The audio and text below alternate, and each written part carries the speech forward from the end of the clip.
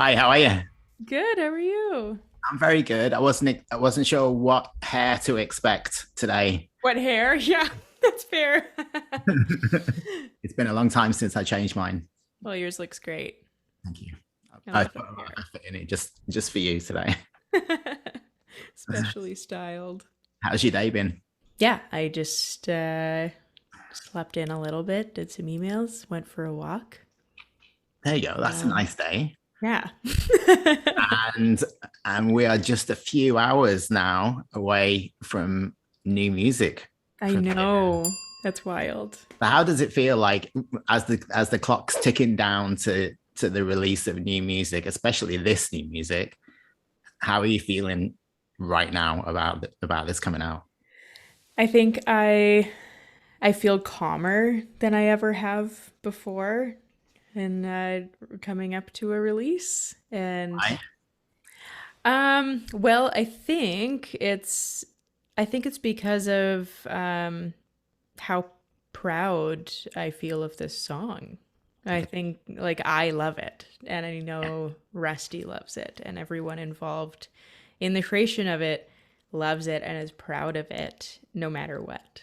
So now this is just exciting. It feels like an exciting celebration that we get to like invite everyone to now Nice. because we've That's- been enjoying it and loving it since it was finished, and now we get to invite everyone to a cool party. So And when that's was it finished? How long have you been well, we actually finished the recording of the track February 15th, 2020. So, and then wow. like 6 days later, I left on a tour, and then COVID happened. Okay. So, yeah, so it feels like we've been sitting on it for a long time, but kind of for good reason. I Yeah. wanted to be in a good place um, emotionally and mentally to release this song. I didn't want to release it from a place of, you know, pandemic mental health Yeah. struggles. Because Uh, the title, like "Let Me Out of Here," that could refer to a lot of things over the last year and a half where totally. people have been cooped up. But Yeah. obviously, that's not really what this song is about. So Yeah. I mean, it can be. If that is what it's about to some people, then yeah, obviously get it. Yeah. I was going to ask you actually, do you like to keep your songs open to interpretation or do you like to Absolutely. make sure that, okay, Yeah. is that with everything? I've I think so, yeah. I mean, I've always been comfortable with sharing what my songs are about and where they came from for me, but I've always kind of had the belief that as a songwriter, we write 90% max of the song, and the rest is up to the listener Okay. because we all come from different experiences, and music affects people in different ways. And yeah, once the song is written, I mean, it's only, yeah, 90% done until it's filtered through somebody else's life. Nice. Um, Yeah. on your website, it says this is the new Sierra Noble. Yeah, Explain that to us. sure. I think it may be, yeah, I think that wording, I may go change that wording, to be honest. Because it doesn't feel completely true or, well, perfectly thought out. I think maybe as a message to people who have been following my music for a long time, this feels like a new me. But to me personally, this is like I feel like this is so cheesy, but I feel like I finally like blossomed into who I was always supposed to be and who I always was. Yeah. And yeah, I've done a lot of work in the last definitely in the last year, but in the last 5 years of really just chiseling away at all of these layers of me that were constructed by external forces like the industry and even fans. And there's so many layers that were that I kind of absorbed because I believe because I was so young when I started. Yeah. I didn't know who I was yet. So it's easy. It feels a lot easier to like figure out who you are when everyone is telling you who you are. Or like reflecting back to you who you are, but of course that's through the filter of themselves and through the filter of their agendas and their jobs and how you work into that. So I've been working really hard the last while to strip that away and or kind of like be like, oh, that's an interesting part of my existence. Does that resonate as me, or is that something else that I can let go of now? Okay. So I've been kind of So going through the box and picking and yeah. choosing what I want to bring forward. Well, I know a lot of musicians and a lot of people in general have used like the downtime during lockdown and all of that to not to look at different parts of their life and think about maybe how they want their life to look moving forward when everything hopefully starts to get back to some sort of normality.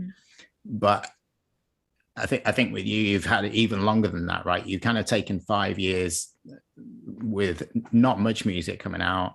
Yeah. And at what point during those 5 years did you have sort of I don't know, a moment where you started to think about how you wanted your life to look? I think the best, I think the moment I can immediately think of is when I started working with Rusty Mattias, who I wrote "Let Me Out of Here" with. Yeah. And we collaborate in many, many ways, wonderfully. And yeah, I think it was the first time in a long, long time that I had felt a collaborative connection like that, maybe if ever, to be honest, that just felt safe. And it felt like a safe space that we created for both of us to play and like just explore music and share ideas and with no fear of judgment or what other people would think of it. Like you're just like, I think that's cool. Great. Let's go with that. And we just kind of just ran with it so fast. And that's the beautiful thing about Rusty's spirit is he's a very fast-paced, ADHD mind and so creative, and he runs through ideas and he doesn't like walk through them. And I think I tend to walk slowly through ideas, but he would just grab my hand and pull me and we just run through them, and it was very invigorating and really changed the way that I create now. And yeah, when I really loved how we created together, and I asked him if he would produce an album with me, like co-produce an album with me and co-write it, because I felt like so free and safe in the environment we created. And then we just went from there. And he pulled out these archive recordings that he made of just bed tracks that he recorded when he got out of detox. And the bed tracks of "Let Me Out of Here" was one of them. Okay. And it just like really hit me immediately and took me straight back to a really hard time in my life, but also like the uplifting nature of the chorus and the bridge like gave me so much hope. And instantly started crying. And then I looked at him and he was crying. I was like, why are you crying? And then we shared these respective experiences that this song brought up for us. And have you had a chance to play that song in particular in front of an audience yet? I have. Yeah. It's amazing. I started playing it, I guess last year when like there would be little shows here and there. And I just really wanted to share it with people and I wanted to play it. And everyone has really responded well to it. But a really interesting thing that I've noticed is since I was performing this summer, like I feel like in this past year I've come a long way in living authentically and being myself truly. And now when I play this song and I share the story behind it, I think people really feel that that authenticity and that truth more than ever. Because I mean, audiences, whether they know it consciously or not, they smell bullshit. And Yeah. so like I wasn't living authentically, and I was moving toward that, but I wasn't quite there yet, and I was still like living with a lot of layers of fear. And even though I was singing this song and it was really important to me in that journey, now when I sing it, people are like, oh yeah, they are living that. And I am, and it feels really, really good. Because songwriting, and especially when you're releasing music to the public, it's you going, these are my innermost thoughts. Yeah. What do you think? And Exactly. Yeah. and for you at this time in your life, it's a big question. It's a big, like, what do you think? Like, Yeah. you're kind of really putting something very personal and important out there. So Yeah. it's a big step, but it's a beautiful song at the same time. Thank you. Thank you. I think that question has changed for me as well. Like, instead of like, these are my innermost thoughts, what do you think? I think it feels more like, these are my innermost thoughts. What's your story? Okay, nice. And like inviting people in as on an equal level, instead of like, do you like it? And it's more of an invitation for conversation. And I think that's maybe why I don't feel all like jittery and nervous, and I'm not like, oh my god, what time is it? Is it out yet? And how many people have pre-saved it? And I'm just excited for the conversation to start. Excellent. That's nice. Now, obviously, you're surrounded by instruments there. Yeah, they're Uh, not all mine. but I do know that you play more than one instrument. As a failed musician, it just if I find it very humbling that you can do that. When you meet people and they don't know you, how do you introduce yourself now? Like, as an artist, are you a singer now? It's hard. Yeah, I think I usually say singer-songwriter. Yeah. Yeah. And producer. Um yeah, multi-instrumentalist. Though I wish I could play more instruments. I always wish I could play more Is instruments. the one that you've tried that you just never got? I always wanted to play the drums, and I'm just never going to be good enough. Yeah, I know too many people that are so good at playing everything that I was like, well, I'll just pay you to do it. Depends how you play the drums, though, because there are obviously amazingly technical Yeah, drummers that will just blow your mind, but there are other drummers that are just great because they just play with passion. it's true. My best friend Claire, actually, best friend since junior high, is one of those drummers. She just, yeah, she's so unique. And when people hire Claire to play drums, it's because they want Claire to play drums. It's not because they need a drummer. And I love that. I Yeah, mean, you look at somebody like Meg White, and then you look at somebody like Neil Peart. totally. It's like they're both amazing drummers, but they couldn't switch bands. Yeah, yeah, I'm totally. not sure what Neil would do if he was part of the White Stripes. I don't think we'd like the White Stripes as much. No, I don't think so either. So take me back to like the first music you remember hearing. What do you remember, like, just hearing in the background or being introduced to very early on that sticks with you? It was quite eclectic. I kind of love it when people ask me this, because it's so random collection of music. My mom always really loved blues music, so we listened to a lot of like BB King and just like the old classics. Howlin' Wolf. She would always put that on. And I think the first favorite song I remember having as a child was What a Wonderful World. I remember putting it on repeat and just listening to it like over a dozen times. Are we talking Louis Sitting. Armstrong? What's that? Yes, Louis Armstrong. Yeah. Okay, And I have a good just story sitting. about that song.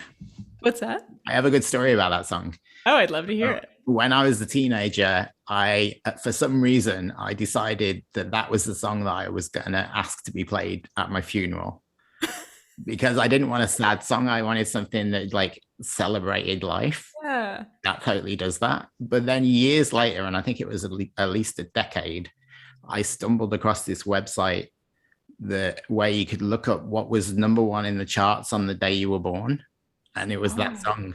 No way. Yeah. So then I was like, well, then it's going to bookend my life. Yeah. I love that. Yeah. Wow. That's beautiful. I love those coincidences. Yeah. I wonder what was number one on my birthday. I kind of want to look it up. You gotta look it up now. I think it'll be really funny. Number one song. Obviously, it depends what I was in the UK, so sure. Yeah. February 20th, 1990, Canada. Let's see. Paula Abdul, Opposites Attract. Nice. What a track. Not sure that's one that you would want played at your funeral. I don't know. Maybe. It could be really funny. I'm okay with it being funny. Change the vibe. Yeah. Yeah, so Louis Armstrong, What a Wonderful World. I loved that song. I just sat in front of our CD player and listened to it on repeat. What age was that? I'm not sure. I think maybe 4 or 5. Oh, okay. Yeah. Really loved it. I also really loved Bananas around that time. I don't know. Two standout memories of that time of my life. But I was also really surrounded by a lot of classical music. Since before I was born, we lived next door to a virtuoso violinist from Romania when I was in womb. And we lived in Ottawa at the time. And he would practice like 8 hours a day. There was always violin coming through the walls into our home. And my mom would, when she was pregnant with me, would always sit on the couch that was like up against the dividing wall and just close her eyes and listen to him play. And she said I would always just completely relax inside of her when she would actively listen to Johann play. And once I was born, his mother, it was kind of a traditional family in the way that was Johann and his wife and their kids and his mother lived in the house as well. And his mother would come over and take me as a newborn over to their side of the duplex and give my mom a break. I have 2 older sisters as well, so it gave her some time to be with them and like have a shower. She's a single mom with a newborn. And yeah, she would just hold me sitting in a rocking chair and Johann would play for me. And that was the first year of my life every day. Wow. And then, so I really believe in those kinds of things just getting ingrained in your neural pathways. There was, my ears knew the violin very intimately. And so when we moved to Winnipeg, we moved here because my older sisters both got accepted into the Royal Winnipeg Ballet professional program. So they were very young. They were just kids still, but they were very gifted dancers. And so I was around dancers all the time and around ballet and around classical music. And as soon as I could talk, they always said like I would hear music and I would always hear if there was violin in it and I would comment on it. And I just loved it. Yeah. So that was a lot of classical music. Then I started going on that journey, and I was then got into fiddle music, traditional fiddle music from this area. And then so I listened to a lot of classical music as I was training in that, a lot of fiddle music, some blues. And then by the time I was 8, my oldest sister started DJing. And they were like, rave kids, and they had a lot of DJ friends. And she was like, this seems fun, I want to try doing it. And because she was a dancer, she had such good sense of time. DJing was very easy for her. Like, the transitions were so natural to her, and she became one of the top drum and bass DJs in Canada for quite a few years. So I would constantly hear her rehearsing sets and experimenting. And so I'd be watching TV and I'd be like, Tara, turn it down. But I also really loved it. I thought she was the coolest. So, that's very eclectic, from Louis Armstrong to the ballet to drum and bass. Like, and none of that really is what you make. Obviously, there's not yet. The fiddle, but it's really interesting to see, like, you've probably taken little parts of these different genres that you've been listening to and then reinterpreted it in your own way, right? Yeah, I think so, in some funny and subconscious way. Right. I have always wanted to incorporate drum and bass more into my music. That's still on the bucket list, the to-do list. So, looking at your kind of teenage years, is there one album or something that you listen to more than any other during that time? One album that really reminds you of being a teenager? I'm trying to think of the least embarrassing answer. You can give me an embarrassing one, that's fine. Well, I did definitely listen to a lot of Norah Jones and a lot of Ben Harper. Nice. I also listened to a lot of Dashboard Confessional. I still have a soft spot. You emo. A little. Not like in external style, but yeah. Big time emo heart. Singing along in your bedroom. That's Dashboard Confessional. It's just, a lot of Dashboard. I also really loved the group Rat-tat-tat. There's an album, what's the song called? Big Cat or something. It has like a crazy like roar in it, and I just like, I loved that album.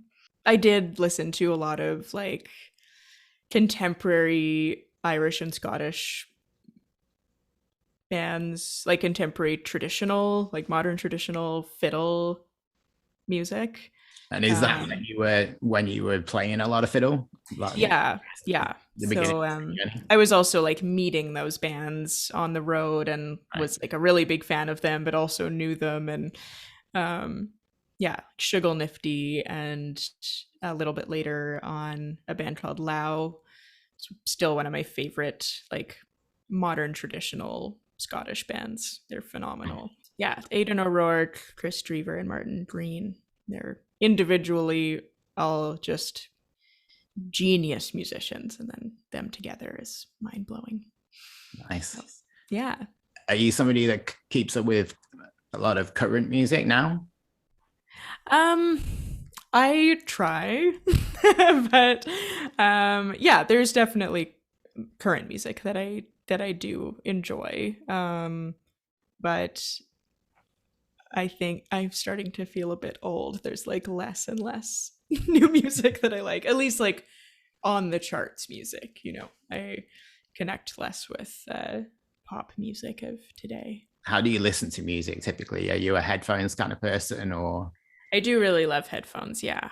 But sometimes I'll just sit in here with my nice monitors and just really take in a whole album, because I think if I'm listening on headphones, I'm often like doing other things and kind of, cleaning the house or walking somewhere. And I do really love to just sit in the evening and listen to a whole album.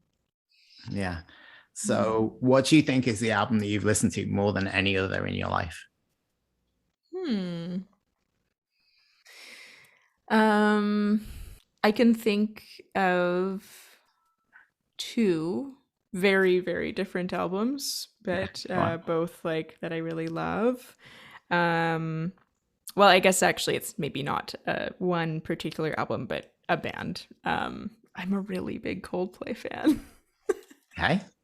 Not very many people know that, but I think they're an amazing band, and I And love their they're a band songs. who have, like, if you listen to their first records, Yellow and Shiver and those kind Yeah, of records, and then they've compare. evolved so much. Yeah, totally. Yeah, They've like completely changed. And they obviously they know they're going to get criticism for certain things, and they basically just go, I don't care. yeah, We're going to record a song with BTS. yeah, You know, yeah, yeah. and who would have seen Totally. that come in 10 years ago? You know what I mean? Yeah, yeah, totally. Viva And La Vida, I think, is a perfect album.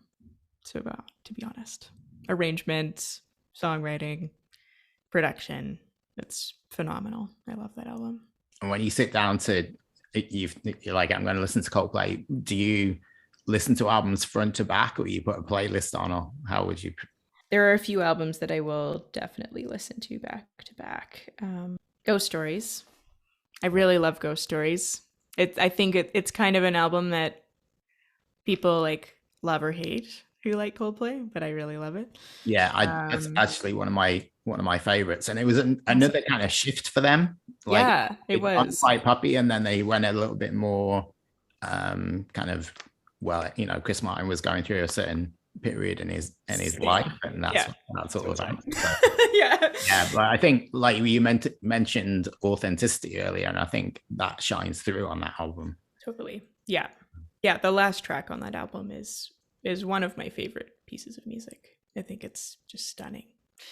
Um, yeah, and so there's another album that I mean, depending on who you asked, there's a small niche market of people who like definitely know this album and love it, but it's an album by one of my dearest friends who is now passed, Oliver Schroer. He was a phenomenal solo 5-string fiddle player, and his music was unlike anyone else's ever, and probably ever will be. He has actually two albums. The first one that I really fell in love with when around the time we first met when I was a kid, he had an album called O2, and it's just magical to listen to.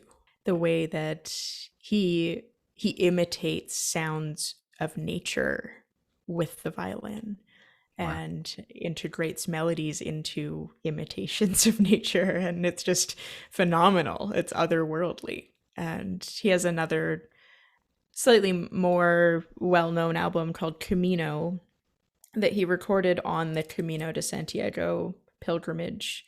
He walked the entire Camino trail with you can really only bring one backpack with you. You can bring as much as you can afford to carry, and he brought his fiddle, a portable recording interface, and like minimal clothing because Wow. it was more important to him to experience the Camino Trail through writing music and playing music. So he would stop at small churches and small cathedrals and just play. And a lot of the album is actually improvised music that he just hit record and let the space inspire the pieces of music. And there's a lot of magic on that album. And Wow. Okay. yeah, whenever I miss him, I listen to that.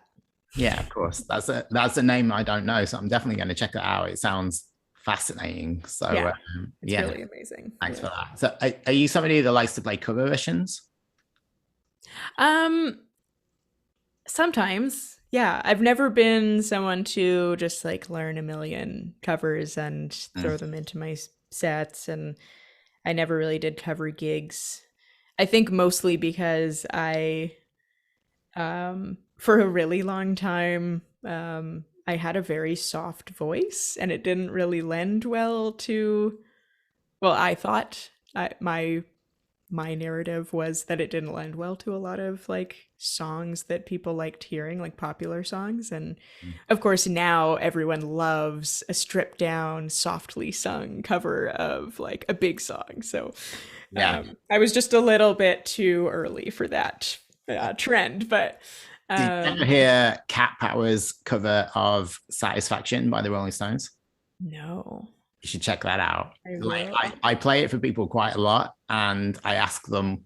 I say this is a cover of a song you know, and they can't. Most people can't even tell me what it is. That's amazing. Oh, I'll Yeah, definitely check that out. it's a That's real awesome. interesting reinterpretation. Cool. So if you have played covers, do you have any favorites? Yeah, I do. One of my favorite songwriters and singers in the world is Patty Griffin, and I have a couple Patty Griffin songs that I sang, and they're not the most popular Patty Griffin songs. Not, I mean, not many Patty Griffin songs are Mhm. popular, but yeah, there's one called "No Bad News" that has been one of my favorite songs since I was a teenager, and another one called uh, why am I blanking right now? I'm Getting Ready. I had to like sing it a little bit in my head first. It's called I'm Getting Ready, and that one has been covered by a couple bigger artists like Miranda Lambert and was one. Yeah, just a super fun rock out song to sing, and No Bad News just makes me feel great. I love singing it, so Nice. I do. And I also do Joni Mitchell, Big Yellow Taxi, because everyone knows it and loves it. I don't think there is anyone in the world who's like, I hate that song. Like it's just a really good, nice song that everyone can sing along to. So Yeah. So if somebody had never heard your music before, and obviously your music's changed and developed over the years, how would you introduce them to your music? Would you pick one song or try and play a few? Is there any songs in particular? well, I mean, just yesterday I was doing an in studio live performance that required me to sing three songs, and um, it was like a part of an interview that was kind of a bit of a more like deep dive into my life and my career, but on a more personal level. And I chose to sing my first single, "Possibility," and then "Let Me Out of Here," the new single, and also "Be Who You Be," which was the first track on my last album. And there are many other songs that I think represent important parts of my career and my musical self, but um, I do really like to go back to the beginning because it's a I don't know, it's Possibility did so many things for my career, but it has also become really meaningful to a lot of people, and the movement of the missing and murdered Indigenous women and girls and Two-Spirit people here in Canada and in the United States. That song has been requested at so many of the vigils for the missing and murdered family members, and I had the honor of singing that song at the presentation of um, the findings of the investigations into the effects of residential schools, but also the investigations of missing and murdered Indigenous women and girls in Canada to the Canadian government. Mhm. Um, and that playing it there really kind of changed the meaning of that song for me forever. Um, at first, when I wrote it, it was just like this kind of love song about longing and wanting someone, but now it's so much more. And so that song I think is like a really big cornerstone of my musical journey as an artist. And um yeah, and then I think Be Who You Be was the first I feel like it was the first song in the like new collection of me like moving towards authenticity and yeah, speaking my truth through music. And Yeah. I think You those mentioned those three. Yeah. okay. You mentioned earlier about 90% of the song being yours Yeah. and the other 10% being whatever it becomes. Yeah. It sounds like with possibility. It was like the other way around. Yeah. Yeah. Big time. Yeah. Wow. That's amazing. So talk to me about the cover of Let Me Out of Here. Oh, yeah, I'd love to. I that is my favorite picture of myself as a child. I mean, I was a pretty cute kid, if I may say so myself, but that there's something about that picture that I don't know, that kid just looks so um chill and just like this is who I am. And I just love that I'm just like wearing this I don't know, white t-shirt and baggy jeans and they just look so comfortable and at ease and just themselves. And that's and I I kind of just scan through the rest of their life up until now and like you've been through a lot and so many iterations of myself and I think like I was talking about all of those layers of self that were put on me from external sources and experiences, and a lot of those layers were protective as well. But I look at that picture of myself, and I said this in an Instagram post, I think, but like they are my destination. Like that is who I want to be for the rest of my life. I want to get back to being that kid. What would you say to that kid if you could talk to them today? Just never let anyone tell you who you are. That's enough. Yeah. That's what I would tell anyone, honestly, at any point in life, but yeah, especially that little kid. So that's the past. What's next for you? What's in the future for you? You know about?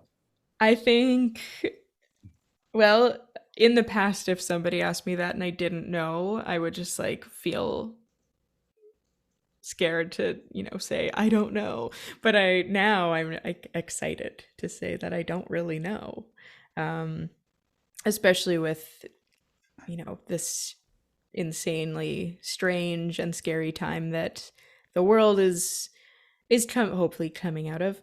We're still in it and we're still moving through it, but it's really taught me to just not even take life day by day, but enjoy life day by day and enjoy where it takes me and just explore that and be curious about where life is, what different directions life is pulling me in. And this past year, I've started doing more production and I've been doing an engineering internship at an amazing studio here. So I've been learning a lot about recording, and which is something I've longed to do since I was like 18, but I was always too busy to stop and actually learn those things. And I'm really grateful for the kind of the lockdown life to be able to focus on that and nerd the hell out on gear and how to record sounds well. And so I'm excited to keep learning that and keep I'll start to produce even more and develop my my own process and personality as a producer and working with other artists. I'm looking forward to just really hunkering down this winter and writing a lot. I feel like I'm in a really good place to write. And I don't know what the future has in store, but I'm excited for it. Yeah. Well, it definitely seems like you're in a very good place. So I'm happy for you on that Thank one. you. And you've obviously had a really interesting life, like ups and downs for sure. Mhm. But if you were writing a book about your life, what would this chapter be called? Oh, that's a good question. Amazing. Such a just put me on the spot here. Um, I think perhaps emergence, maybe. Yeah, Okay. I like that. That sounds like a yeah, song title. yeah. I'll throw you a little cut. Inspired by Steve Gerard. Okay. Well, I really enjoyed talking to you. It's been a really nice You too, conversation. Nice Steve. to virtually meet you. Yeah. And I hope hopefully, we can meet in person one day. yeah, I'm in Montreal. So if you ever get over here, Hell yeah. I'll Yeah. definitely come down and check you out. So, Awesome. but yeah, thanks very much for your time, and Thank good you. luck with everything. Thanks so Uh, much.